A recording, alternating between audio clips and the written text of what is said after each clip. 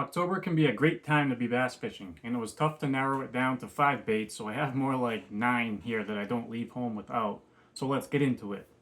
Now honestly, these top or best baits for whatever month it may be videos are a fun way to talk about bass fishing, but it's more like it should be me saying here's my top confidence baits for the month of October or whatever month, and hopefully it gives you more confidence to go and try them. And maybe you even throw something completely different than I do and have just the same amount of success.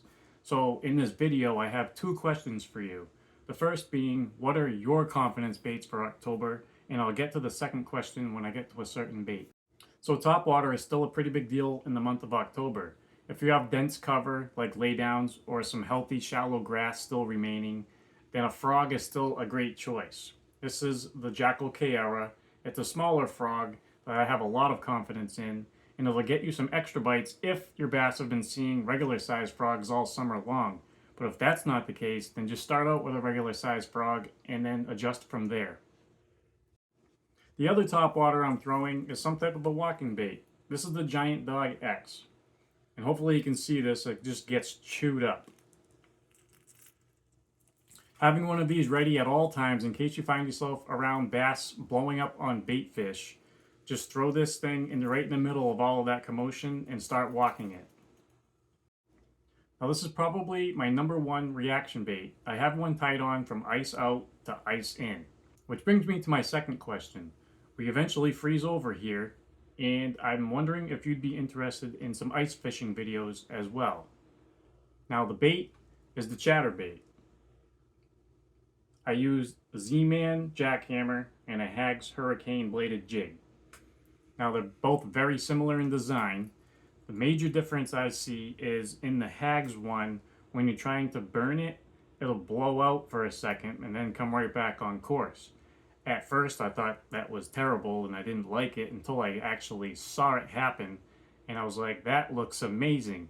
It's more like it just blows out for a second, comes right back on like it's hunting, and then it's like it's like a free reel pump on your handle, and it just elicits even more strikes that way. And it's an awesome budget option because it's cheaper than a jackhammer. So if you're looking for a budget version of one, try the Hag's Hurricane bladed jig. So what I'm doing with them is just chucking and winding them with the reel pumps on the handle like I mentioned before.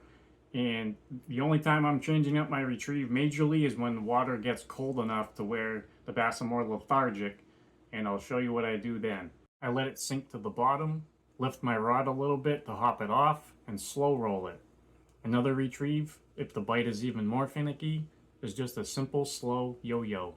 Now the chatterbait bite can feel a little bit awkward if you're not used to it, where if you're doing a lift and drop, it just seems to get heavy like you lifted a wet towel or a clump of grass. And that's just what it feels like when a fish eats it and you feel the weight of it and the vibration stop at the same time. Just set the hook, because as we all know, hook sets are free. Now if you have cloudy, windy conditions or it's early in the morning and it's low light, then burning a spinnerbait just under the surface of the water is a really fun way to hurt your wrist. I don't know what it is, but even when I'm doing the same thing with a chatterbait, the chatterbait bite, it just gets heavy, and the spinnerbait bite, when it's zooming above their heads, they just annihilate it. So similar to all the chatterbait retrieves that I do the same thing with the lipless. You just throw it out there, you can burn it, you can pause it, you can let it hit the bottom and yo-yo it. And it's kind of like the same wet towel feeling on your yo-yo retrieve, but sometimes they'll just hammer it and you'll definitely know. Another great way to target bass in shallow water is a shallow running crankbait. This is the Spro Fat John 60, and I just love to burn and pause these things. Now I haven't thrown one of these in a while, but I'm thinking about starting to throw the jerkbait again.